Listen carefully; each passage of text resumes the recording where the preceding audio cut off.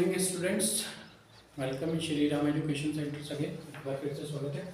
Let us start. आपका चल रहा था chapters class 10 electricity Ohm's law. Ohm's law देखते हैं, वेरी वेरी इंपॉर्टेंट है, बहुत ही इंपॉर्टेंट है, बहुत अच्छे से देखेंगे इसको। और दूसरे कुछ न्यूमेरिकल्स भी होते हैं इसी पर डिपेंड है और थ्योरी में भी आ जाता है ओम्स लॉ। तो eight constant temperature, constant temperature मतलब आपका टेम्परेचर है कांस्टेंट, उसको हम ना इंक्रीज कर रहे हैं ना डिक्रीज कर रहे हैं। तो एट कांस्टेंट टेम्परेचर, एक फिक्स टेम्परेचर पर the potential difference, potential difference क्या होता था आपका V, हम पहले ही पढ़ चुके हैं। Potential difference across the end of conductor is directly proportional to the amount of current flowing through it. तो देखो डेफिनेशंस इसके फार्मूले में इंक्लूडेड है, अगर फार्मूला आप लर्न कर लेंगे तो डेफिनेशन अपने आप हो जाएगा। एट कांस्टेंट टेम्परेचर, एक कांस्टेंट टेम्परेचर पर the potential difference across the end, potential difference कितना V is directly proportional to the current, directly proportional to the current, V is directly proportional to current हो गया। Therefore V is equal to, proportional का sign हटाएंगे I into R आ जाएगा यहां से। तो देखो डायरेक्टली प्रोपोर्शनल था, potential difference directly proportional to current, current होता है I, पोटेंशियल डिफरेंस होता है V, तो V is directly proportional to I। तो आपने डायरेक्टली प्रोपोर्शनल का साइन हटाया, यहां पर आ गया R, तो V is equal to IR। तो V इक्वल IR हो गया, where R is the constant of proportionality, या आप सीधा लिख सकते हैं इसको where R is a resistance, R हमारा रेजिस्टेंस हो गया। तो R is constant of proportionality, proportionality का कांस्टेंट है क्योंकि प्रोपोर्शनलिटी का साइन आपने यहां से रिमूव किया तो आपका रेजिस्टेंस R आ गया। तो where R is a constant of proportionality and known as resistance, इसी को हम क्या बोलते हैं रेजिस्टेंस। मतलब रेजिस्टेंस होता है प्रतिरोध, जिसका मतलब होता है किसी चीज की रुकावट करना, ठीक है।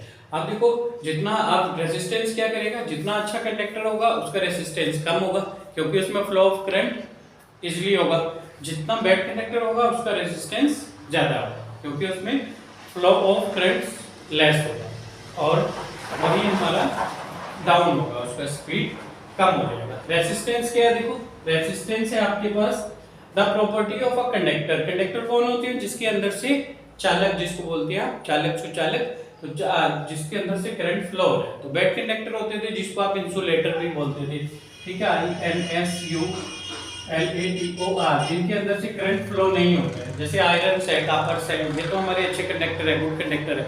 कुछ हमारे बैड कंडक्टर्स होते हैं, तो बैड कंडक्टर जैसे प्लास्टिक को बोलोगे, प्लास्टिक में करंट फ्लो नहीं होगा तो ये हमारा बैड कंडक्टर्स हो गया, ठीक है। तो the property of conductor which is oppose to the flow of charge, charge मतलब करंट का अपोज करती है ये, तो थ्रू इट उसमें से that is called resistance. Resistance का formula R is equal to potential difference upon current, R equal V upon I। यहां हमने V इक्वल IR देखा था हम लोग से, तो R equal V upon I हो जाएगा, तो R equal V upon I होता है। और SI यूनिट रेजिस्टेंस की कितनी होती है, ओम होती है। ओम एक सिंबल से करते हैं, जैसा पाई होता है आपका ऐसे एक सिंबल बनता है, इसी को हम ओम्स बोलते हैं, तो ओम्स हो गया, ठीक है। इसके बाद नेक्स्ट पॉइंट आया आपका रेजिस्टर। रेजिस्टर क्या था, resistor a conductor having some appreciable resistance, वो कंडक्टर जिसके अंदर कुछ ना कुछ रेजिस्टेंस होगा। रेजिस्टेंस मतलब रुकावट, फ्लो को कम करने के लिए इसका यूज किया जाएगा। तो वो conductors having some appreciable resistance are known as resistor.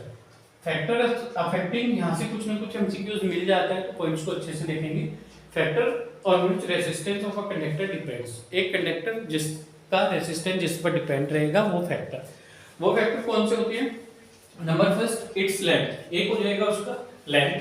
Second it's cross sectional area, उसका क्रॉस सेक्शनल एरिया उस एरिया पर डिपेंड करता है कि कितने एरिया पर आपका करंट फ्लो है, तो रेजिस्टेंस भी उसी पर डिपेंड करेगा।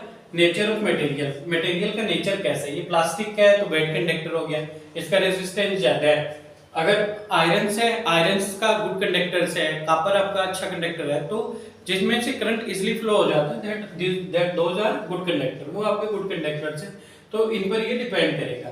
तो इन्होंने पूछा कि यहाँ पर था देखो factors on which resistance of a conductor depend, वो फैक्टर जिन पर कंडक्टर का रेजिस्टेंस डिपेंड करता है। नंबर फर्स्ट लेंथ, लेंथ पर तो करेगा ही, बहुत लॉन्ग लेंथ है तो उसका रेजिस्टेंस आपका थोड़ा चेंज हो जाएगा, कम है तो उसमें करंट इजीली फ्लो हो जाएगा। क्रॉस सेक्शनल एरिया, कितने क्रॉस सेक्शन एरिया पर आपका करंट फ्लो हो रहा है, नेचर ऑफ मटेरियल पर तो करता ही है बिल्कुल, कि प्लास्टिक का मटेरियल है तो ये बेड कंडक्टर है, एकदम से इसमें करंट जल्दी से फ्लो नहीं होता है। वही अगर आपका कॉपर आयरन होगा तो एकदम से फ्लो होगा।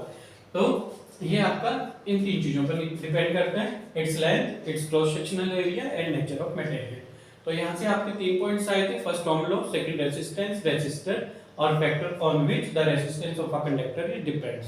ठीक है, नेक्स्ट चलते हैं। Next point is this,